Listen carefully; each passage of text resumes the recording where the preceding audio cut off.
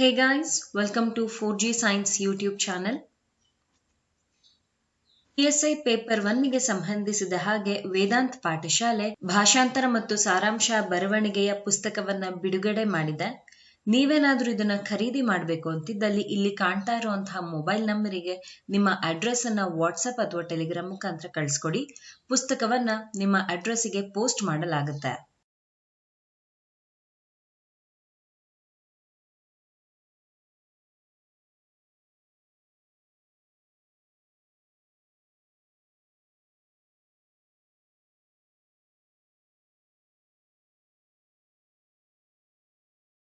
ಇವತ್ತಿನ ಸೆಷನ್ನಲ್ಲಿ 2 ಪ್ಯಾರಾಗ್ರಾಫ್ಗಳ ಟ್ರಾನ್ಸ್ಲೇಷನ್ ಅನ್ನು ನಾವು ನೋಡೋಣ. ಒಂದು ಇಂಗ್ಲಿಷ್ನಿಂದ ಕನ್ನಡ ಹೇಗೆ ಟ್ರಾನ್ಸ್ಲೇಟ್ ಮಾಡೋದು, ಮತ್ತೊಂದು ಕನ್ನಡದಿಂದ ಇಂಗ್ಲಿಷ್ ಭಾಷೆಗೆ ಹೇಗೆ ಅನುವಾದ ಮಾಡೋದು ಅಂತ ನೋಡ್ತಾ ಹೋಗೋಣ. Okay, yes, I am taking the first paragraph. ಹೀಗಿದೆ: Terrorism in India has a deep impact on the people and economy of the country. It causes panic amongst people and affects the tourism industry. Furthermore, it also has adverse effects on the economy of the country and its foreign investments. ಹೀಗಿದೆ. Okay, ಮೊದಲನೇ ವಾಕ್ಯವನ್ನ ತಗೊಳ್ತಾ ಇದ್ದೀನಿ. ಒಂದು ವೇಳೆ ನೀವೇನಾದ್ರೂ ನಾನು ಇದನ್ನ ಟ್ರಾನ್ಸ್ಲೇಟ್ ಮಾಡೋ ಮುನ್ನ ನೀವು ಟ್ರಾನ್ಸ್ಲೇಟ್ ಮಾಡೋದಕ್ಕೆ ಟ್ರೈ ಮಾಡ್ತೀರ ಅನ್ನೋ ಹಾಗಿದ್ರೆ ವಿಡಿಯೋನ ಪಾಸ್ ಮಾಡಿ ಅಥವಾ ಇದರ ಸ್ಕ್ರೀನ್ ಶಾಟ್ ಅನ್ನ ತಗೊಂಡು ಟ್ರೈ ಮಾಡಿ. ಸಿಂಪಲ್ ಆಗಿರುವಂತಹ ಪ್ಯಾರಾಗ್ರಾಫ್ ಆಗಿದೆ. ನೋಡೋಣ ಎಷ್ಟರ ಮಟ್ಟಿಗೆ ಟ್ರಾನ್ಸ್ಲೇಷನ್ ಬಗ್ಗೆ ನಿಮ್ಮ ನಾಲೆಜ್ ಇಂಪ್ರೂವ್ ಆಗಿದೆ ಅಂತ. ಎಲ್ಲಾದ್ರೂ ಗೊತ್ತಾಗ್ತಿಲ್ಲ ಅಂತ ಅಂದಾಗ ಆಗ ನೀವು ವಿಡಿಯೋನ ಪ್ಲೇ ಮಾಡಿ ವಿಡಿಯೋನ ನೋಡಬಹುದು. ಒಂದು ವೇಳೆ ಇದರ ಎಕ್ಸ್ಪ್ಲನೇಷನ್ ಅನ್ನ ಕೇಳ್ತೀನಿ ಅನ್ನೋ ಹಾಗಿದ್ರೆ ಈಗ ನಾನು ಎಕ್ಸ್ಪ್ಲೇನ್ ಮಾಡ್ತಾ ಇದ್ದೀನಿ. ಮೊದಲನೇ ವಾಕ್ಯವನ್ನ ತಗೊಂಡಿದ್ದೀನಿ. ಹೀಗಿದೆ. ಒಕ್ಯಾಬ್ಯುಲರಿ ಬರಿಬೇಕು. ಬರೆಯೋಣ. ಟೆರರಿಸಂ ಅಂತ ಇದೆ. ಹೀಗಂದ್ರೆ ಭಯೋತ್ಪಾದನೆ ಅಂತ ತಗೊಳ್ಬಹುದು.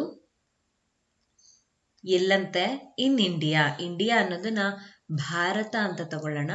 ಇನ್ನಂತ ಕೊಟ್ಟಿದ್ದಾರಲ್ವಾ, ಸೊ ಹಾಗಾಗಿ ದಲ್ಲಿ, ಭಾರತದಲ್ಲಿ ಅಂತ ತಗೊಂಡಿದ್ದೀನಿ. ಹ್ಯಾಸ್ ಅ ಡೀಪ್ ಇಂಪ್ಯಾಕ್ಟ್ ಅಂತ ಹೇಳಿದ್ದಾರೆ. ಹ್ಯಾಸ್ ಅಂತಂದ್ರೆ ಇರೋದು, ಇದೆ ಅಂತ ಇಲ್ಲಿ ತಿಳಿಸ್ತಾ ಇದೆ. ಡೀಪ್ ಅಂತಂದ್ರೆ ಆಳವಾದ ಅಂತ ತಗೊಳ್ಬಹುದು ನಾವು. ಇಂಪ್ಯಾಕ್ಟ್ ಅಂತ ಹೇಳಿದ್ದಾರೆ. ಪ್ರಭಾವ ನೋಡಿ, ಈ ಹ್ಯಾಸ್ ಇದೆ ಅಲ್ವಾ, ಇದನ್ನ ಹೇಗ್ ಬರೆಯೋದು ಅಂತ ಇಲ್ಲಿ ತೋರಿಸ್ತಾ ಇದ್ದೀನಿ. ಪ್ರಭಾವ ಬೀರಲಿದೆ, ಪ್ರಭಾವ ಬೀರಿದೆ, ಪ್ರಭಾವ ಬೀರುತ್ತದೆ. ಸೊ ಹೀಗೆ ಟೆನ್ಸಸ್ ಬರ್ತಾ ಹೋಗ್ತವೆ. ಇಲ್ಲಿ ಹ್ಯಾಸ್ ನ ಬಳಕೆ ಮಾಡಿದ್ದಾರೆ. ಅಂದ್ರೆ ನಾವು ಇಲ್ಲಿ ತಗೊಳ್ಬೇಕಾಗಿರೋದು V3 ವರ್ಬ್ ಥರ್ಡ್ ಫಾರ್ಮ್ ಆಗಿರುತ್ತೆ. ಯಾಕೆಂದ್ರೆ ಇದು ಪ್ರೆಸೆಂಟ್ ಪರ್ಫೆಕ್ಟ್ ಟೆನ್ಸ್ ಆಗಿದೆ. ಹಾಗಾಗಿ ಇದನ್ನ ಹೇಗೆ ಬರೆಯೋದು? ಬೀರಿದೆ, ಪ್ರಭಾವ ಬೀರಿದೆ, ಹೀಗೆ ತಗೊಂಡಿದ್ದೀನಿ. ಯಾರ ಮೇಲೆ? ಆನ್ ದ ಪೀಪಲ್ ಅಂತ ಹೇಳಿದ್ದಾರೆ ನೋಡಿ. ಆನ್ ಅಂತಿದೆ ಅಲ್ವಾ, ಮೇಲೆ ಅಂತ ತಗೊಳ್ತಾ ಇದ್ದೀನಿ. ಪೀಪಲ್ ಜನರು. ಪೀಪಲ್ ಅಂತಂದ್ರೆ ಬಹುವಚನ. ಈ ರೀತಿಯಲ್ಲಿ ನಾನು ನಮ್ಮ ಹಿಂದಿನ ಸೆಷನ್ಸ್ ಅಲ್ಲಿ ತಿಳಿಸಿದ್ದೆ. ಹೀಗೆ ತಗೊಂಡ್ರೆ ತಪ್ಪಾಗುತ್ತೆ. ಪೀಪಲ್ಸ್ ಅನ್ನೋದು ತಪ್ಪು. ಅದೇ ಅಪಾಸ್ಟ್ರೋಫಿ ಹಾಕಿ ತಗೊಳ್ತಾ ಇದ್ದೀರಾ ಅಂದ್ರೆ ಸರಿಯಾಗುತ್ತೆ. ಬರೀ ಪೀಪಲ್ ಅಂತ ತಗೊಳ್ತಾ ಇದ್ದೀರಾ ಅಂದ್ರೂ ಕೂಡ ಸರಿಯಾಗಿರುತ್ತೆ, ನೋ ಪ್ರಾಬ್ಲಮ್. ಬಟ್ ಇದೇನಾಗಿದೆ, ಇದು ತಪ್ಪಿದೆ. ಬಹಳಷ್ಟು ನೀವು ಬಳಸ್ತೀರಾ, ಇದನ್ನ ಬಳಸ್ಬೇಡಿ, ನೆನಪಲ್ಲಿ ಇಟ್ಕೊಳ್ಳಿ. ಓಕೆನಾ? ಮುಂದಕ್ಕೆ ಹೋಗೋಣ. ಅದಾದ್ಮೇಲೆ ನೆಕ್ಸ್ಟ್ ಏನಂತ ಹೇಳಿದ್ದಾರೆ? ಆಂಡ್ ಅಂತ ಹೇಳಿದ್ದಾರೆ. ಆಂಡ್ ಅಂತಂದ್ರೆ ನಾವ್ ಇದನ್ನ ಮತ್ತು ಅಂತ ತಗೊಳ್ಬಹುದು. ಎಕಾನಮಿ ಅಂತಂದ್ರೆ ಆರ್ಥಿಕತೆ ಅಂತ ತಗೊಳ್ಳೋಣ. ಇದನ್ನ ಆಫ್ ದ ಕಂಟ್ರಿ, ದೇಶದ ಅಂತ ಬರೀಬಹುದು. ಈ ಆಫ್ ನ ದ ಹೀಗೆ ತಗೊಂಡಿದ್ದೀನಿ. So here we are done with vocabulary. ಏನ್ ಹೇಳ್ತಾ ಇದ್ದಾರೆ ಅಂತ ಈಗ ಅರ್ಥ ಮಾಡ್ಕೊಳ್ಳುವಂತಹ ಸಮಯ. ನಾವಿಲ್ಲಿ ಮಾತಾಡ್ತಾ ಇರೋದು ಒಂದು ದೇಶದಲ್ಲಿ ಏನೋ ಪ್ರಭಾವ ಬೀರ್ತಿದ್ಯಂತೆ. ನಮ್ಮ ಭಾರತ ದೇಶದಲ್ಲಿ ಭಯೋತ್ಪಾದನೆ ಏನಿದೆ, ಇದು ದೇಶದಲ್ಲಿರುವಂತಹ ಜನರ ಮೇಲಿರಬಹುದು ಅಥವಾ ಆರ್ಥಿಕತೆಯ ಮೇಲಿರಬಹುದು, ಆಳವಾದ ಒಂದು ಪ್ರಭಾವವನ್ನ ಬೀರಿದೆ, ಹೀಗೆ ಹೇಳಿದ್ದಾರೆ. ಇದನ್ನ ವಾಕ್ಯವಾಗಿ ರಚಿಸೋದು ಹೇಗೆ ಈಗ ನಾನು ತೋರಿಸ್ತಾ ಇದ್ದೀನಿ. ಗಮನ ಇಟ್ಟು ನೋಡ್ಕೊಳ್ಳಿ. ಎಲ್ಲಿ ಇದು ನಡೀತಾ ಇರೋದು ಅದನ್ನ ನಾವು ಬರಿಬೇಕಲ್ವಾ. ಭಾರತದಲ್ಲಿ ವಿಷಯವೇನು? ಟೆರರಿಸಂ ಅಂದ್ರೆ ಭಯೋತ್ಪಾದನೆ. ಬರೆಯೋಣ.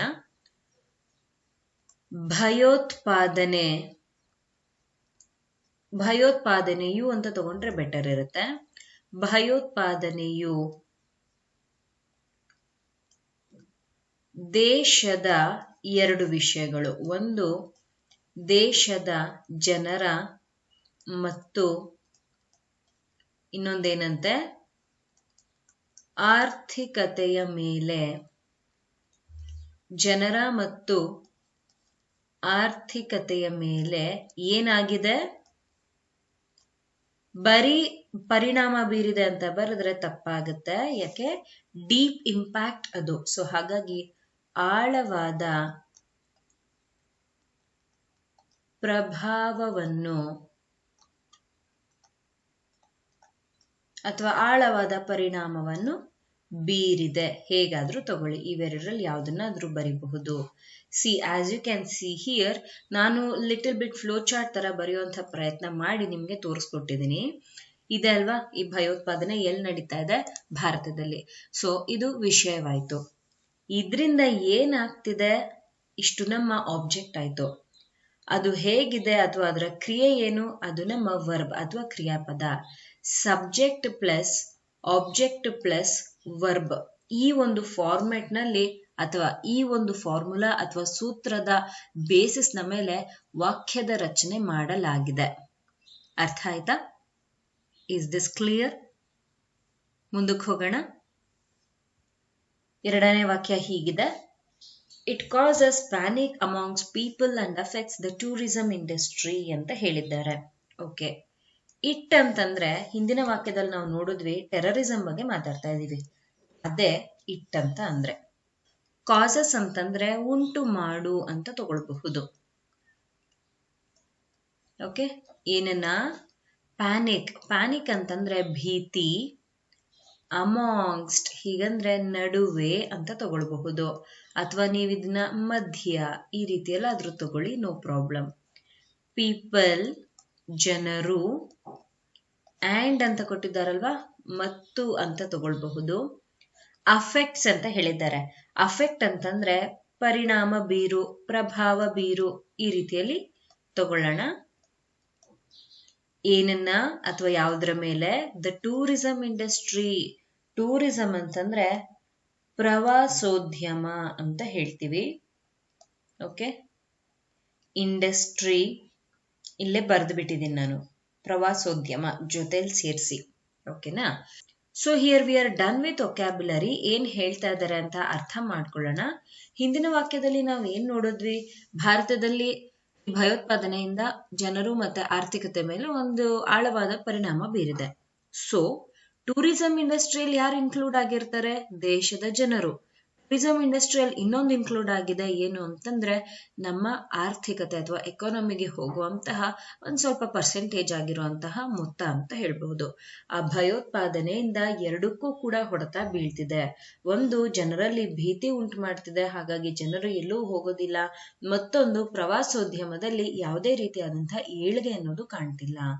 ಈ ರೀತಿಯಾದಂತಹ ಕಷ್ಟಗಳು ಕಾಣ್ತಿದೆ, ಅಥವಾ ಈ ರೀತಿಯಾದಂತಹವು ನಮ್ಮ ಎದುರಲ್ಲಿ ಕಾಣ್ತಾ ಇದೆ. ಅರ್ಥ ಆಯ್ತಾ? ಇದು ಕಾಸ್ ಮಾಡುತ್ತೆ, ಭಯೋತ್ಪಾದನೆ ಅನ್ನೋದು ಇದಕ್ಕೆಲ್ಲಾನು ಎಡೆ ಮಾಡ್ಕೊಡುತ್ತೆ ಅಂತ ಇದರ ಅರ್ಥ. ಇದನ್ನ ಬರೆಯೋದು ಹೇಗೆ, ಇಲ್ಲಿ ಟೆರರಿಸಂ ಕಡೆಯಿಂದ ಕ್ರಿಯೆ ನಡೀತಾ ಇರೋದು. ಸೊ ಹಾಗಾಗಿ ಅದೇ ನಮ್ಮ ವಿಷಯವಾಯ್ತು. ಇಟ್ ಅನ್ನೋದನ್ನ ಟೆರರಿಸಂ ಅಂತ ಹಿಂದಿನ ವಾಕ್ಯದಲ್ಲಿ ನಾವು ನೋಡಿದ್ವಿ, ಹಾಗಾಗಿ ಇದನ್ನ ಹೀಗೆ ತಗೊಂಡಿದ್ದೀನಿ. ಇದು ಇಬ್ರಲ್ಲಿ, ಒಂದು ಜನರಲ್ ಭೀತಿ ಮೂಡಿಸೋದು, ಮತ್ತೊಂದು ಪ್ರವಾಸೋದ್ಯಮಕ್ಕೆ ಪ್ರಾಬ್ಲಮ್ ಕೊಡೋದು, ಹೀಗೆ. ಸೊ ಮೊದಲನೇದು ಬರಿತಾ ಇದ್ದೀನಿ ನಾನು. ಇದು ಜನರಲ್ಲಿ ಭೀತಿಯನ್ನು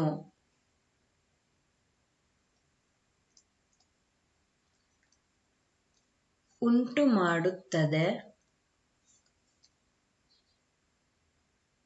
ನೋಡಿ, ಇಲ್ಲಿ ಜನರಲ್ಲಿ ಅಂತ ಯಾಕೆ ಬರ್ದೆ ಅಂದ್ರೆ ಅಮಾಂಗ್ಸ್ಟ್ ಪೀಪಲ್ ಅಂತಿದೆ ಅಲ್ವಾ, ಇದನ್ನ ನೀವು ಹೀಗೂ ಬರಿಬಹುದು. ಇದು ಜನರ ನಡುವೆ, ಎರಡರಲ್ಲಿ ಯಾವುದನ್ನಾದ್ರೂ ತಗೊಳ್ಳಿ, ಎರಡೂ ಕೂಡ ಸರಿನೇ. ಓಕೆನಾ? ಭೀತಿಯನ್ನು ಉಂಟು ಮಾಡುತ್ತದೆ. ಇದು ಮುಗೀತು, ಇಷ್ಟು ಇಲ್ಲಿವರೆಗೂ. ಈಗ ಎರಡನೇ ಭಾಗ, ಇದನ್ನ ಬರಿತಾ ಇದ್ದೀನಿ. ಮತ್ತು ಇನ್ನೇನಾಗುತ್ತೆ, ಇದು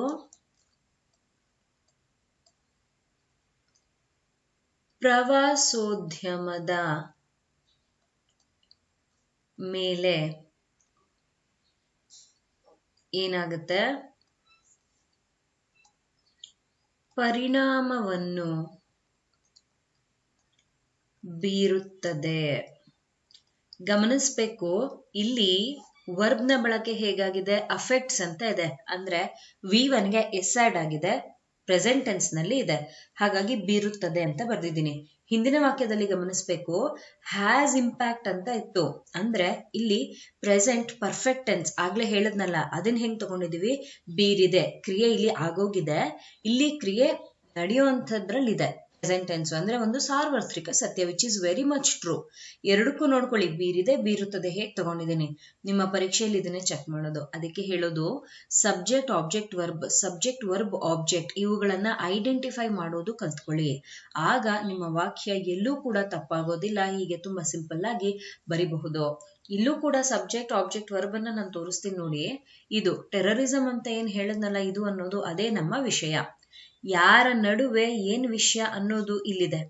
ಓಕೆನಾ, ಇಷ್ಟು ನಮ್ಮ ಆಬ್ಜೆಕ್ಟ್ ಆಯ್ತು. ಪರಿಣಾಮ ಬೀರುವುದು ಅಂತೇನಿದೆ, ಇದು ವರ್ಬ್ ಆಯ್ತು.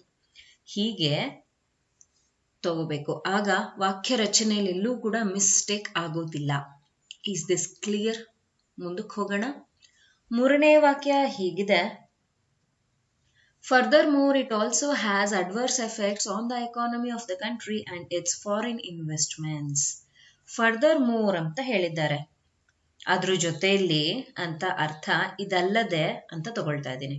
ಅಥವಾ ನೀವು ಇದನ್ನ ಬೇಕಿದ್ರೆ ಅದರೊಂದಿಗೆ ಹಿಂಗಾದ್ರೂ ತಗೊಳ್ಳಿ, ಏನು ಪ್ರಾಬ್ಲಮ್ ಇಲ್ಲ, ಎರಡು ಒಂದೇ, ಯಾವ್ದಾದ್ರೂ ತಗೊಳ್ಳಿ. ಇಟ್ ಅಂತಿದೆ, ಇದು ಆಲ್ಸೋ ಸಹ ಅಂತ ಹೇಳಬಹುದು. ಹ್ಯಾಸ್ ಅಡ್ವರ್ಸ್ ಎಫೆಕ್ಟ್ಸ್ ಅಂತ ಇದೆ.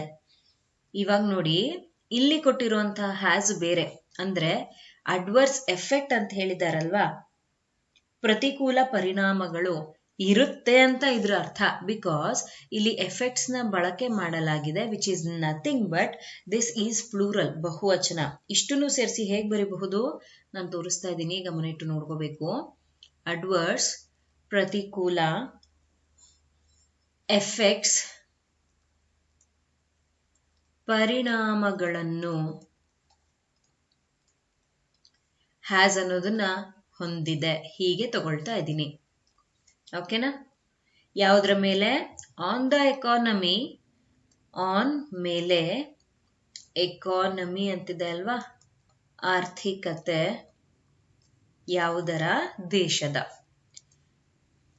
ಆಫ್ ದ ಕಂಟ್ರಿ ಅನ್ನೋದನ್ನ ದೇಶದ, ಅಂಡ್ ಅಂತಂದ್ರೆ ಮತ್ತು ಅಂತ ತಗೊಳ್ಬಹುದು. ಇಟ್ಸ್ ಫಾರಿನ್ ಇನ್ವೆಸ್ಟ್ಮೆಂಟ್, ಇಟ್ಸ್ ಅದರ, ಫಾರಿನ್ ಅಂತ ಕೊಟ್ಟಿದ್ದಾರೆ, ಫಾರಿನ್ ಅಂತಂದ್ರೆ ವಿದೇಶಿ, ಇನ್ವೆಸ್ಟ್ಮೆಂಟ್ಸ್ ಅಂತ ಕೊಟ್ಟಿದ್ದಾರೆ, ಹೀಗಂದ್ರೆ ಹೂಡಿಕೆಗಳು ಅಂತ ತಗೊಳ್ಬಹುದು. Okay, so here we are done with vocabulary. ನಾವಿಲ್ಲಿ ನೋಡ್ತಾ ಇರೋದು ಟೆರರಿಸಂನ ಬಗ್ಗೆ, ಅದರ ಕಾಸಸ್ ಏನು ಅಂತ. ಹಿಂದಿನ ವಾಕ್ಯದಲ್ಲಿ ಏನ್ ನೋಡಿದ್ವಿ, ಇದು ಏನನ್ನು ಉಂಟು ಮಾಡುತ್ತೆ, ಜನರಲ್ಲಿ ಭೀತಿಯನ್ನ ಮತ್ತೆ ಪ್ರವಾಸೋದ್ಯಮಕ್ಕೆ ಕಷ್ಟ ಕೊಡುತ್ತೆ, ಅಥವಾ ಅದ್ರ ಮೇಲೆ ಕೆಟ್ಟದಾಗಿರುವಂತ ಪರಿಣಾಮ ಬೀರುತ್ತೆ ಅಂತ. ಅದರ ಜೊತೆಯಲ್ಲಿ ಇನ್ನೇನಾಗುತ್ತಂತೆ, ಇದು ದೇಶದ ಆರ್ಥಿಕತೆಯ ಮೇಲೆ ಹಾಗೂ ವಿದೇಶಿ ಹೂಡಿಕೆಗಳೇನಿರ್ತವೆ ಅದರ ಮೇಲೆ ಪ್ರತಿಕೂಲ ಪರಿಣಾಮಗಳನ್ನು ಕೂಡ ಬೀರುತ್ತೆ, ಅಥವಾ ಪ್ರತಿಕೂಲ ಪರಿಣಾಮಗಳನ್ನು ಹೊಂದಿರುತ್ತೆ, ಹೀಗೆ ಹೇಳಿದ್ದಾರೆ.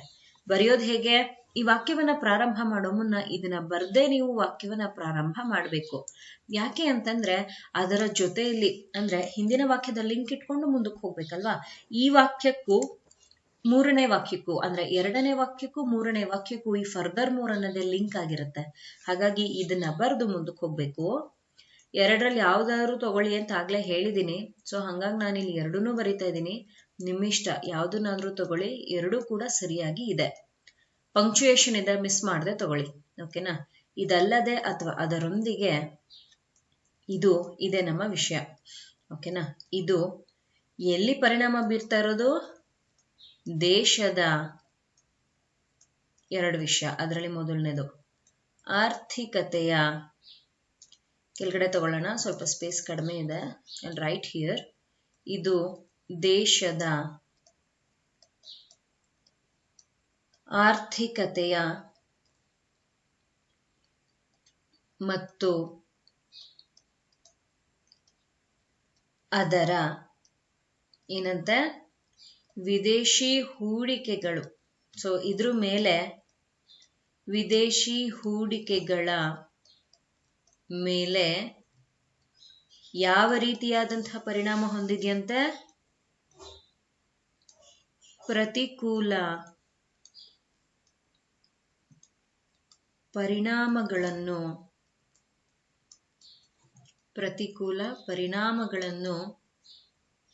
ಹೊಂದಿದೆ. Full stop. ನೋಡಿದ್ರಾ ಹೇಗೆ ತಗೊಳ್ಳಲಾಗಿದೆ ಅಂತ? ಸಹ ಅನ್ನೋದು ತಗೊಂಡಿಲ್ಲ, ಅದನ್ನ ಇಲ್ಲಿ ತಗೋಬಹುದು. ಹೂಡಿಕೆಗಳ ಮೇಲೂ ಸಹ ಹಾಗೆ ಬರುತ್ತೆ. ಇದನ್ನ ಎರಡು ಬರ್ದಿರ್ತೀನಿ ನಾನು, ತಗೊಂಡ್ರು ಸರಿ ತಗೊಂಡೇ ಇದ್ರು ಸರಿ.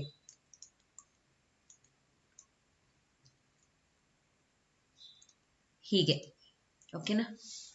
ಹೂಡಿಕೆಗಳ ಮೇಲೆ ಅಥವಾ ಹೂಡಿಕೆಗಳ ಮೇಲೂ ಸಹ ಪ್ರತಿಕೂಲ ಪರಿಣಾಮಗಳನ್ನು ಹೊಂದಿದೆ.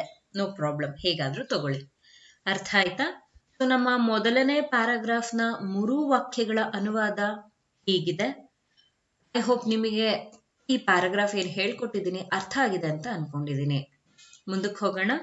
ನೀವೇನಾದ್ರೂ PSI ಬಿಗಿನರ್ ಇದ್ದೀರಾ ಹಾಗೂ ನಿಮಗೆ ಟ್ರಾನ್ಸ್ಲೇಷನ್, ಪ್ರಿಸಿ ರೈಟಿಂಗ್, ಎಸ್ಸೆ ಇದ್ರ ಬಗ್ಗೆ ಐಡಿಯಾ ಇಲ್ಲ, ಇದ್ರ ಬಗ್ಗೆ ಇನ್ನಷ್ಟು ಕಲ್ತ್ಕೋಬೇಕು, ಡೌಟ್ಸ್ ಇದೆ ಅಂತ ಇದ್ದಲ್ಲಿ ಇಲ್ಲಿ ನಾನು ನಮ್ಮ ವೇದಾಂತ್ ಪಾಠಶಾಲೆ ಕಡೆಯಿಂದ PSI ಪೇಪರ್ 1ಗೆ ಸಂಬಂಧಿಸಿದ ಹಾಗೆ ಬೇಸಿಕ್ ಇಂದ ಈ 3 ಕಾನ್ಸೆಪ್ಟ್ ಅನ್ನ ಹೇಳ್ಕೊಡ್ತಾ ಇದ್ದೀನಿ.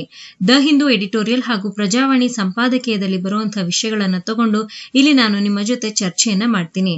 ಎಸ್ಸೆ ಕ್ಲಾಸಸ್ ನಲ್ಲಿ 2 ಲ್ಯಾಂಗ್ವೇಜ್ ಅಲ್ಲಿ ಎಕ್ಸ್ಪ್ಲನೇಷನ್ ನ ನಿಮ್ಗೆ ಕೊಟ್ಟು 2 ಲ್ಯಾಂಗ್ವೇಜ್ ಅಲ್ಲಿ PDF ನ ಪ್ರೊವೈಡ್ ಮಾಡ್ತಾ ಹೋಗ್ತೀನಿ. If you are interested you can contact me on this number.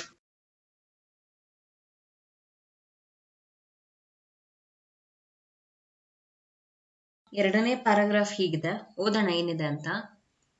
E commerce ಅಥವಾ ಎಲೆಕ್ಟ್ರಾನಿಕ್ ಕಾಮರ್ಸ್ ಅನ್ನು ಅಂತರ್ಜಾಲದ ಮೂಲಕ ಸರಕು ಮತ್ತು ಸೇವೆಗಳ ಮಾರಾಟ ಮತ್ತು ಖರೀದಿ ಎಂದು ವ್ಯಾಖ್ಯಾನಿಸಲಾಗಿದೆ. ಎಲೆಕ್ಟ್ರಾನಿಕ್ ಕಾಮರ್ಸ್ ಎಂದರೆ ವ್ಯಾಪಾರ, ಮಾರುಕಟ್ಟೆಯ ವಿಸ್ತರಣೆ ಮತ್ತು ದೂರ ಸಂಪರ್ಕ ಜಾಲಗಳನ್ನು ಬಳಸಿಕೊಂಡು ಗ್ರಾಹಕರೊಂದಿಗೆ ಸಂಬಂಧವನ್ನು ಉಳಿಸಿಕೊಳ್ಳುವುದು. ಇ ಕಾಮರ್ಸ್ ಭಾರತ ಸೇರಿದಂತೆ ವಿಶ್ವದ ವ್ಯಾಪಾರ ಪರಿಸರದಲ್ಲಿ ಬದಲಾವಣೆಗೆ ಕಾರಣವಾಗಿದೆ. ಸೊ ಇಲ್ಲಿ ಒಂದು ಪಂಕ್ಚುಯೇಷನ್ ಮಿಸ್ ಆಗಿದೆ, ಕಾಮ ಇಲ್ಲಿ ಬರಬೇಕು. ವ್ಯಾಪಾರ, ಮಾರುಕಟ್ಟೆಯ ವಿಸ್ತರಣೆ ಮತ್ತು ದೂರ ಸಂಪರ್ಕ. ಓಕೆನಾ? ಕಾಮ ತಗೊಂಡಿದ್ದೀನಿ, ಬರ್ಕೊಂಡಂಗಿದ್ರೆ ನೀವು ತಗೊಳ್ಳಿ. ಸಪೋಸ್ ಸ್ಕ್ರೀನ್ ಶಾಟ್ ತಗೊಳಂಗಿದ್ರೆ I hope this is visible. Okay, same thing. Translate ಮಾಡೋ ಮುನ್ನ, ಅಂದ್ರೆ ನಾನು ಟ್ರಾನ್ಸ್ಲೇಟ್ ಮಾಡೋ ಮುನ್ನ ನೀವು ಟ್ರೈ ಮಾಡ್ತೀರಾ ಅನ್ನೋಂಗಿದ್ರೆ ಟ್ರೈ ಮಾಡಿ. ಇದರ ಎಕ್ಸ್ಪ್ಲನೇಷನ್ ಕೇಳಿಸ್ಕೊಳ್ತೀರಾ ಅನ್ನೋಂಗಿದ್ರೆ ಈಗ ನಾನು ಎಕ್ಸ್ಪ್ಲೈನ್ ಮಾಡ್ತೀನಿ, ಗಮನ ಇಟ್ಟು ಕೇಳಿಸ್ಕೊಳ್ಳಿ. ಮೊದಲನೇ ವಾಕ್ಯವನ್ನ ತಗೊಂಡಿದ್ದೀನಿ ನಾನು. ಇ ಕಾಮರ್ಸ್ ಅಂತ ಹೇಳಿದ್ದಾರೆ, there is no difference. English ನಲ್ಲಿ ಇದನ್ನ ಹೀಗೆ ಕರೆಯೋದು, ಹಾಗೆ ತಗೊಳ್ತಾ ಇದ್ದೀನಿ. ಅಥವಾ ಆರ್ ಎಲೆಕ್ಟ್ರಾನಿಕ್ ಕಾಮರ್ಸ್ ಅಂತ ಹೇಳಿದ್ದಾರೆ. ಸ್ಪೆಲ್ಲಿಂಗ್ಸ್ ತುಂಬಾ ಇಂಪಾರ್ಟೆಂಟ್ ಆಗುತ್ತೆ. ಬಹಳಷ್ಟು ಸ್ಪೆಲ್ಲಿಂಗ್ ಮಿಸ್ಟೇಕ್ ಮಾಡ್ತೀರಾ. ಕೆಲವೊಮ್ಮೆ ಯಾವುದೋ ಒಂದು ಸ್ಪೆಲ್ಲಿಂಗ್ ಮಿಸ್ಟೇಕ್ ಇರೋದ್ರಿಂದ ಅರ್ಥವೇ ಬದಲಾಗುವಂತ ಚಾನ್ಸಸ್ ಇರುತ್ತೆ. Be very much careful with spelling mistakes. ಆಗದಿರೋ ಹಾಗೆ ನೋಡ್ಕೊಳ್ಳಿ. ಓಕೆ, ಹಾ. ಸೊ ಇಲ್ಲಿ ನೋಡಿ, ಎಲೆಕ್ಟ್ರಾನಿಕ್ ಕಾಮರ್ಸ್ ಅಂತ ಹೇಳಿದ್ದಾರೆ. This is nothing but the same thing. ಇದನ್ನ ಬಾರಿ ಬಾರಿ ಬರೆಯುವಂತ ನೀಡಿಲ್ಲ ಇಂಗ್ಲಿಷ್ ನಲ್ಲಿ ಬರೆಯುವಾಗ. ಓಕೆನಾ? ಅಂತರ್ಜಾಲದ, ಹಿಂಗಂದ್ರೆ ಇಂಟರ್ನೆಟ್ ಅಂತ ತಗೊಳ್ಬಹುದು. ಮೂಲಕ ಅಂತ ಕೊಟ್ಟಿದ್ದಾರೆ, ಥ್ರೂ ಅಂತ ತಗೊಳ್ಳೋಣ. ಸರಕು ಮತ್ತು ಸೇವೆಗಳ, ಸರಕು ಗೂಡ್ಸ್ ಮತ್ತು ಅಂಡ್ ಸೇವೆಗಳ ಅಂತ ಕೊಟ್ಟಿದ್ದಾರಲ್ವಾ, ಸರ್ವೀಸಸ್ ಅಂತ ತಗೊಳ್ಬಹುದು. ಮಾರಾಟ, ಸೇಲ್, ಮತ್ತು ಅಂಡ್ ಖರೀದಿ, ಪರ್ಚೇಸ್ ಎಂದು ವ್ಯಾಖ್ಯಾನಿಸಲಾಗಿದೆ. ಗಮನಿಸಬೇಕು, ಲಾಗಿದೆ, ಆಗೋಗಿದೆ ಕ್ರಿಯೆ. ಹಾಗಾಗಿ ಇದನ್ನ ಹೇಗೆ ತಗೊಳ್ಬೇಕಾಗತ್ತೆ ಅಂತಂದ್ರೆ ಡಿಫೈನ್ಡ್ ಅಂತ ತಗೊಳ್ಬೇಕಾಗತ್ತೆ. ಅಂದ್ರೆ ಇದರ ಡೆಫಿನೇಷನ್ ಇದು ಅಂತ. ವ್ಯಾಖ್ಯಾನ ಅಂದ್ರೆ ಡೆಫಿನೇಷನ್ ಅಲ್ವಾ, ಅದನ್ನ ಹೀಗೆ ತಗೊಳ್ಬೇಕು. Is this clear? ಅರ್ಥ ಆಯ್ತಾ? ಎಸ್, ಇಲ್ಲಿಗೆ ವೊಕ್ಯಾಬ್ಯುಲರಿ ಮುಗ್ದಿದೆ. ಏನ್ ಹೇಳ್ತಾ ಇದ್ದಾರೆ? ಒಂದು ವಿಷಯದ ಬಗ್ಗೆ ಹೇಳಲಾಗ್ತಿದೆ. ಆ ವಿಷಯ ಏನು ಅಂತಂದ್ರೆ ಇ ಕಾಮರ್ಸ್. ಇ ಕಾಮರ್ಸ್ ಅಥವಾ ಎಲೆಕ್ಟ್ರಾನಿಕ್ ಕಾಮರ್ಸ್ ಅಂದ್ರೆ ಏನು? ಇದನ್ನ ಹೇಗೆ ಡಿಫೈನ್ ಮಾಡಲಾಗಿದೆ ಅಂತಂದ್ರೆ ಸೇಲ್ ಅಥವಾ ಪರ್ಚೇಸ್ ಆಗತ್ತೆ. ಯಾವುದ್ರದ್ದು? Goods and services. ಯಾವುದರ ಮುಖಾಂತರ? ಇಂಟರ್ನೆಟ್ ನ ಮುಖಾಂತರ. E commerce or electronic commerce, okay, ವಿಷಯ ಇದು, ಈಸ್ ಡಿಫೈನ್ಡ್ ಆಸ್, ಏನಾಗಿ ಇದನ್ನ ವ್ಯಾಖ್ಯಾನಿಸಲಾಗಿದೆ,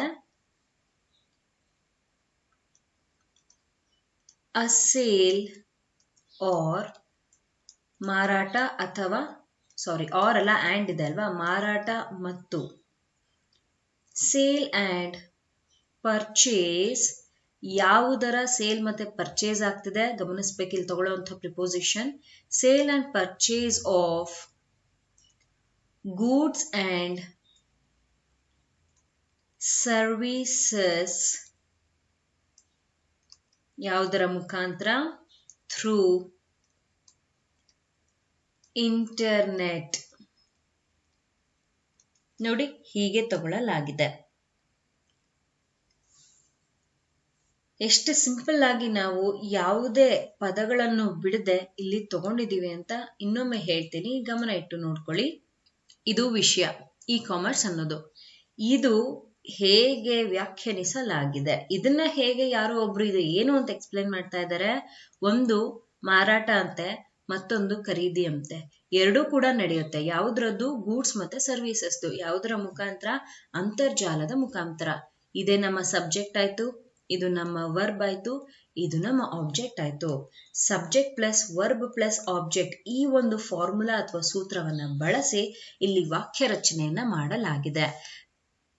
ಕನ್ನಡದಲ್ಲಿ ಹೇಗ್ ಮಾಡಿದ್ವಿ, subject plus object plus verb ಹಂಗ್ ಮಾಡಿದ್ವಿ. ಇಂಗ್ಲಿಷ್ ಅಲ್ಲಿ ಈ ರೀತಿಯಲ್ಲಿ ಮಾಡಿದ್ದೀವಿ. ಓಕೆನಾ, ಅರ್ಥ ಆಗಿದ್ಯಾ? ಮುಂದಕ್ಕೆ ಹೋಗೋಣ. ಎರಡನೇ ವಾಕ್ಯ ಹೀಗಿದೆ, ಎಲೆಕ್ಟ್ರಾನಿಕ್ ಕಾಮರ್ಸ್ ಎಂದರೆ ವ್ಯಾಪಾರ ಮಾರುಕಟ್ಟೆಯ ವಿಸ್ತರಣೆ. ವ್ಯಾಪಾರ ಆದ್ಮೇಲೆ ಕಾಮ ಬರಬೇಕು ಅಂತ ಹೇಳ್ದೆ ಅಲ್ವಾ, ಇಲ್ಲೂ ತಗೊಳ್ತಾ ಇದ್ದೀನಿ. ಓಕೆ, ಆಗ್ಲೇ ಓದಿದೀವಿ, ಡೈರೆಕ್ಟ್ ಆಗಿ ಬರೆಯೋಣ. ಎಲೆಕ್ಟ್ರಾನಿಕ್ ಕಾಮರ್ಸ್ ಇದನ್ನ ಹೀಗೆ ತಗೊಳ್ತೀವಿ, ಎಂದರೆ ಮೀನ್ಸ್, ಓಕೆನಾ, ವ್ಯಾಪಾರ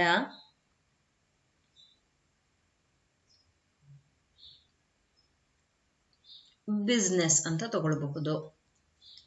ಮಾರುಕಟ್ಟೆಯ ವಿಸ್ತರಣೆ, ಮಾರುಕಟ್ಟೆ ಅಂತಂದ್ರೆ ಮಾರ್ಕೆಟ್, ವಿಸ್ತರಣೆ ಎಕ್ಸ್ಪ್ಯಾನ್ಷನ್ ಅಂತ ಹೇಳಬಹುದು. ಮತ್ತು ಅಂಡ್ ದೂರ ಸಂಪರ್ಕ ಜಾಲಗಳನ್ನು, ದೂರ ಸಂಪರ್ಕ ಹೀಗಂದ್ರೆ ಟೆಲಿಕಮ್ಯುನಿಕೇಶನ್ ಅಂತ ಹೇಳಬಹುದು. ಜಾಲಗಳನ್ನು ಅಂತ ಕೊಟ್ಟಿದ್ದಾರೆ, ನೆಟ್ವರ್ಕ್ಸ್ ಅಂತ ತಗೊಳ್ಬಹುದು ನಾವಿದನ್ನ. ಬಳಸಿಕೊಂಡು, ಬೈ ಯೂಸಿಂಗ್ ಅಂತ ತಗೊಳ್ಬಹುದು. ಗ್ರಾಹಕರೊಂದಿಗೆ, ಗ್ರಾಹಕರು ಕಸ್ಟಮರ್ಸ್ ಅಂತ ಹೇಳಬಹುದು, ರೊಂದಿಗೆ ವಿತ್. ಓಕೆನಾ, ಸಂಬಂಧವನ್ನು ರಿಲೇಷನ್ ಅಥವಾ ರಿಲೇಶನ್ಶಿಪ್ ಅಂತ ತಗೊಳ್ಳೋಣ. ಉಳಿಸಿಕೊಳ್ಳುವುದು, ಮೇಂಟೈನಿಂಗ್ ಅಂತ ತಗೊಳ್ಬಹುದು. ಓಕೆ, ಸೊ ಇಲ್ಲಿಗೆ we are done with vocabulary. ಏನ್ ಹೇಳ್ತಾ ಇದ್ದಾರೆ ಅಂತ ಅರ್ಥ ಮಾಡ್ಕೊಳ್ಳುವಂತ ಸಮಯ. ಹಿಂದಿನ ವಾಕ್ಯದಲ್ಲಿ ನಾವು ನೋಡಿದ್ವಿ ಇ ಕಾಮರ್ಸ್ ಅನ್ನೋದನ್ನ ಹೇಗೆ ವ್ಯಾಖ್ಯಾನಿಸಲಾಗಿದೆ ಅಂತ. ಇಲ್ಲಿ ನಾವು ಇ ಕಾಮರ್ಸ್ ಅಥವಾ ಎಲೆಕ್ಟ್ರಾನಿಕ್ ಕಾಮರ್ಸ್ ನಲ್ಲಿ ಏನ್ ನಡೆಯುತ್ತೆ ಆಕ್ಚುಲ್ ಆಗಿ ಅಂತ ಇಲ್ಲಿ ಹೇಳ್ತಾ ಇದ್ದಾರೆ. ಒಂದು ಬಿಸ್ನೆಸ್ ನಡೆಯುತ್ತೆ, ಮತ್ತೊಂದು ಮಾರ್ಕೆಟ್ ಎಕ್ಸ್ಪಾನ್ಷನ್ ನಡೆಯುತ್ತೆ, ಇನ್ನೊಂದು ಟೆಲಿಕಮ್ಯುನಿಕೇಶನ್ ನೆಟ್ವರ್ಕ್. ಈ ಮೂರು ಕೂಡ ನಡೆಯುತ್ತೆ. ಸೊ ಇವುಗಳಿಂದ ಏನ್ ಮಾಡ್ತಾರೆ, ಈ ಮೂರುಗಳನ್ನು ಬಳಸಿ ಕಸ್ಟಮರ್ಸ್ ಯಾರಿರ್ತಾರಲ್ವಾ ಅವ್ರ ಜೊತೆಯಲ್ಲಿ ಒಳ್ಳೆ ರಿಲೇಶನ್ಶಿಪ್ ಅನ್ನ ಮೇಂಟೈನ್ ಮಾಡಲಾಗುತ್ತೆ. ಸೊ ಈ ಮೂರನ್ನ ಏನೇನಿದೆ ಅದನ್ನ ಬರಿಬೇಕಾಗತ್ತೆ. ಹೀಗೆ ನೋಡ್ಕೊಳ್ಳಿ, ಇ ಕಾಮರ್ಸ್ ಮೀನ್ಸ್ ಅಥವಾ ಇ ಕಾಮರ್ಸ್ ರೆಫರ್ಸ್, ಏನಾದ್ರೂ ತಗೊಳ್ಳಿ, ಎಕ್ಸ್ಪಾನ್ಷನ್ ಆಫ್, ಯಾವುದರ ಎಕ್ಸ್ಪಾನ್ಷನ್, ಒಂದು ಬಿಸ್ನೆಸ್ ಮತ್ತೊಂದು market. Expansion of business market, ಅದರ ಜೊತೆಯಲ್ಲಿ ಇನ್ನೊಂದೇನಂತೆ, ಮೇಂಟೈನಿಂಗ್ ಏನನ್ನ, ಸಂಬಂಧವನ್ನ, ರಿಲೇಶನ್ಶಿಪ್ ಯಾರೊಂದಿಗೆ, ವಿತ್ ಕಸ್ಟಮರ್ಸ್, ಹೇಗೆ, by using telecommunication by using telecommunication networks. ಗಮನಿಸಬೇಕಿಲ್ಲಿ ಮೊದಲನೇದಾಗಿ ವಿಸ್ತರಣೆ ಮಾಡಲಾಗಿದೆ ಏನನ್ನ, ಬಿಸ್ನೆಸ್ ಮತ್ತೆ ಮಾರುಕಟ್ಟೆಯನ್ನ. ಅದನ್ನ ಇಲ್ಲಿ ಬರ್ದಿದ್ದೀನಿ. ಅದಾದ್ಮೇಲೆ ಒಂದು ಒಳ್ಳೆ ಸಂಬಂಧವನ್ನ ಹೊಂದಬೇಕು ಯಾರೊಂದಿಗೆ, ಕಸ್ಟಮರ್ಸ್ ಜೊತೆಯಲ್ಲಿ. ಹೇಗೆ, ಟೆಲಿಕಮ್ಯುನಿಕೇಶನ್ ನೆಟ್ವರ್ಕ್ಸ್ ನ ಸಹಾಯದಿಂದ. ಇದನ್ನ ನಾವೇನಂತ ಹೇಳ್ತೀವಿ, ಇ ಕಾಮರ್ಸ್ ಅಂತ ಹೇಳ್ತೀವಿ. ಎರಡು ವಿಷಯವಿದೆ ಇಲ್ಲಿ. ಎರಡು ವಿಷಯ ಅಂತಂದ್ರೆ ಎರಡು ಪಾಯಿಂಟ್ಸ್ ಇದೆ ನೆನ್ಪಿಟ್ಕೊಳ್ಬೇಕಾಗಿರೋದು. ವರ್ಬ್ ಒಂದು ಇಲ್ಲಿ ಬಳಕೆ ಆಗಿದೆ ಎಕ್ಸ್ಪಾನ್ಷನ್, ಮತ್ತೊಂದು ಮೇಂಟೈನಿಂಗ್ ಅನ್ನೋದು ಇಲ್ಲಾಗಿದೆ. ಸೊ ಎರಡೂ ಕೂಡ ಬೇರೆ ಬೇರೆ ಆ ಸಂದರ್ಭಗಳ ಜೊತೆಯಲ್ಲಿ ಆ ಸಂದರ್ಭಗಳೊಂದಿಗೆ ಅವುಗಳನ್ನ ತಗೊಳ್ಬೇಕಾಗತ್ತೆ. ಅರ್ಥ ಆಯ್ತಾ? ಮುಂದಕ್ಕೆ ಹೋಗೋಣ. ಹೇಗಿದೆ ನೋಡಿ ನಮ್ಮ ಕೊನೆಯ ವಾಕ್ಯ. ಇ ಕಾಮರ್ಸ್ ಅಂತ ಹೇಳಿದ್ದಾರೆ, ಹೀಗೆ ತಗೊಳ್ಬೇಕು, ಯಾವುದೇ ಬದಲಾವಣೆ ಇಲ್ಲ. ಭಾರತ, ಇಂಡಿಯಾ ಸೇರಿದಂತೆ ಅಂತ ಹೇಳಿದ್ದಾರೆ, ಇನ್ಕ್ಲೂಡಿಂಗ್ ಅಂತ ತಗೊಳ್ಬಹುದು. ವಿಶ್ವದ ವ್ಯಾಪಾರ ಪರಿಸರದಲ್ಲಿ, ವಿಶ್ವದ ವರ್ಲ್ಡ್ಸ್ ಅಂತ ತಗೊಳ್ಳೋಣ. ವ್ಯಾಪಾರ ಅಂತ ಕೊಟ್ಟಿದ್ದಾರೆ, ಬಿಸ್ನೆಸ್ ಅಂತ ತಗೊಳ್ಬಹುದು. ಪರಿಸರದಲ್ಲಿ ಅಂತಂದ್ರೆ ಎನ್ವಿರಾನ್ಮೆಂಟ್ ಅಂತ ತಗೊಳ್ತಾ ಇದ್ದೀನಿ. ಬದಲಾವಣೆಗೆ ಅಂತ ಹೇಳಿದಾರಲ್ವಾ, ಚೇಂಜಸ್ ಅಂತ ತಗೊಳ್ಬಹುದು. ಇದನ್ನ ನಾವು ಕಾರಣವಾಗಿದೆ, ಕಾರಣ ಅಂತಂದ್ರೆ ರೀಸನ್ ಅಂತ ತಗೊಳ್ಬಹುದು. ಓಕೆನಾ? ಇನ್ನೊಂದು ಪದ ಇದೆ, ನಾನು ಇಲ್ಲಿ ವಾಕ್ಯ ರಚನೆಯಲ್ಲಿ ಹೇಳ್ತೀನಿ ನಿಮ್ಗೆ. ಸೊ ಇಲ್ಲಿಗೆ ನಮ್ಮ ವೊಕ್ಯಾಬ್ಯುಲರಿ ಕಂಪ್ಲೀಟ್ ಆಗಿದೆ. ಏನ್ ಹೇಳ್ತಾ ಇದ್ದಾರೆ, ಈ ಇ ಕಾಮರ್ಸ್ ಅನ್ನೋದು ಏನಿದೆ, ಇದು ಭಾರತ ಅಷ್ಟೇ ಅಲ್ಲ, ಅದರ ಜೊತೆಯಲ್ಲಿ ಇನ್ನೇನೇನ್ ದೇಶಗಳಿದೆ ಅಲ್ಲಿ ಎಲ್ಲಾನು ಕೂಡ ಒಂದು ಒಳ್ಳೆಯ ಬಿಸ್ನೆಸ್ ಎನ್ವಿರಾನ್ಮೆಂಟ್ ಅನ್ನ ತಂದಿದೆ. ಹೀಗೆ ಹೇಳಿದ್ದಾರೆ, ಬಿಸ್ನೆಸ್ ಎನ್ವಿರಾನ್ಮೆಂಟಲ್ ಬದಲಾವಣೆಯನ್ನ ತಂದಿದೆ ಅಂತ ಹೇಳಿದ್ದಾರೆ. ಇದನ್ನ ಬರೆಯೋದು ಹೇಗೆ? ವಿಷಯವೇ ಇ ಕಾಮರ್ಸ್ ಆಗಿದೆ, ತಗೊಳ್ತಾ ಇದ್ದೀನಿ. E commerce is a reason, ಯಾವುದಕ್ಕೆ? ಚೇಂಜ್, ಬದಲಾಯಿಸೋದಕ್ಕೆ ಅಥವಾ ಬದಲಾವಣೆ ಆಗಿರೋದಕ್ಕೆ. ಟು ಚೇಂಜ್, ಯಾವುದರಲ್ಲಿ ಬದಲಾವಣೆ ಆಗಿರೋದು. In the business environment. ಗಮನಿಸ್ಬೇಕು, ಇನ್ನಿನ ಬಳಕೆ ಯಾಕಾಯ್ತು ಇಲ್ಲಿ? ಇಲ್ಲೆಲ್ಲಾದ್ರೂ ನಮ್ಮ ವೊಕ್ಯಾಬ್ಯುಲರಿ ಇದೆಯಾ? ಹೌದು ನೋಡಿ, ಇಲ್ಲಿ ದಲ್ಲಿ ಅಂತಿದೆ ಅಲ್ವಾ, ಇದನ್ನ ಹೀಗೆ ತಗೊಂಡಿದ್ದೀನಿ. ಇನ್ ದ ಬಿಸ್ನೆಸ್ ಎನ್ವಿರಾನ್ಮೆಂಟ್, ಎಲ್ಲಿದು ನಡೀತಾ ಇರೋದು? In the world. ಇಲ್ಲಿ ಗಮನಿಸ್ಬೇಕು, ಇನ್ ದ ವರ್ಲ್ಡ್ ಯಾರ ಜೊತೆಯಲ್ಲಿ ಸೇರ್ಕೊಂಡಂತೆ? ನಮ್ಮ ಭಾರತ ಸೇರಿದಂತೆ. Including India. ನೋಡಿದ್ರ ಹೇಗೆ ತಗೊಳ್ಳಲಾಯ್ತು ಅಂತ. ಸೊ ಇಲ್ಲಿ ಗಮನಿಸಿ ಇನ್ನೊಂದು ಪಾಯಿಂಟ್ ಅನ್ನ, ಇ ಕಾಮರ್ಸ್ ಅನ್ನೋದು ಒಂದು ರೀಸನ್ ಆಗಿದೆ ಬದಲಾವಣೆ ಆಗೋದಕ್ಕೆ. ಸೊ ಇಲ್ಲಿ ಇ ಕಾಮರ್ಸ್ ಅಂತ ಏನಿದೆ, ಇದೇ ನಮ್ಮ ವಿಷಯ. ಬದಲಾವಣೆಗೆ ಒಂದು ರೀಸನ್ ಆಗಿದೆ, ವರ್ಬ್ ಆಯ್ತು. ಚೇಂಜ್ ಅನ್ನೋದು ಕೂಡ ಏನಾಯ್ತು, ವರ್ಬ್ ಆಯ್ತು. ಹಾಗಂದ್ರೆ ಎರಡೆರಡ? ಹೌದು, ಡಿಪೆಂಡಿಂಗ್ ಆನ್ ದ ಸಿಚುಯೇಷನ್ ಈ ರೀತಿ ಬರುತ್ತೆ, ತಪ್ಪೇನಿಲ್ಲ, ಇದನ್ನ ತಗೊಳ್ಬಹುದು. ಇಷ್ಟು ನಮ್ಮ ವರ್ಬ್ ಆಗುತ್ತೆ. ಎಲ್ಲಿ, ಹೇಗೆ ಅನ್ನೋದನ್ನ ನಾವು ನಮ್ಮ ಆಬ್ಜೆಕ್ಟ್ ನಲ್ಲಿ ಬರ್ತಿದೀವಿ. So this is subject, this is verb, and finally this is our object. Okay, ಎರಡನೇ ಪ್ಯಾರಾಗ್ರಾಫ್ ಹೇಗಿತ್ತು, ಇದರ ಟ್ರಾನ್ಸ್ಲೇಷನ್ ಅನ್ನು ಕೂಡ ನಾನು ನಿಮ್ ಜೊತೆ ಡಿಸ್ಕಸ್ ಮಾಡಿದ್ದೀನಿ. ಐ ಹೋಪ್ ನಿಮಗೆ ಇದು ಅರ್ಥ ಆಗಿದೆ ಅಂತ ಅನ್ಕೊಂಡಿದ್ದೀನಿ. ಓಕೆ, ಇವತ್ತಿನ ಸೆಷನ್ ನಿಮ್ಗೆ ಇಷ್ಟ ಆದಲ್ಲಿ ಡೂ ಲೈಕ್ ದಿಸ್ ಕ್ಲಾಸ್ ಹೇಗಿತ್ತು ಅಂತ ಕಮೆಂಟ್ ಸೆಕ್ಷನ್ ಅಲ್ಲಿ ತಿಳಿಸೋದನ್ನ ಮರಿಬೇಡಿ. ನಮ್ಮ ವೇದಾಂತ್ ಪಾಠಶಾಲೆಯ ಪುಸ್ತಕ ಈಗ ಬುಕ್ ಸ್ಟೋರ್ಸ್ ಅಲ್ಲೂ ಕೂಡ ಅವೈಲಬಲ್ ಇದೆ. ಪೋಸ್ಟ್ ಮುಖಾಂತರ ಕಳಿಸ್ಬೇಕು ಅಂತಿದ್ದಲ್ಲಿ ಇಲ್ಲಿ ಕಾಣ್ತಾ ಇರುವಂತಹ ಮೊಬೈಲ್ ಸಂಖ್ಯೆಗೆ ಅಡ್ರೆಸ್ ಅನ್ನ ಕಳಿಸ್ಕೊಡಿ. ಪೋಸ್ಟ್ ಮುಖಾಂತರ ಪುಸ್ತಕನ ನಿಮ್ವರೆಗೂ ನಾನು ತಲುಪಿಸ್ತೀನಿ. Thank you people. ಚೆನ್ನಾಗಿ ಓದ್ಕೊಳ್ಳಿ, ಎಕ್ಸಾಮ್ ಇನ್ನೇನು ಹತ್ರದಲ್ಲಿದೆ. Happy learning.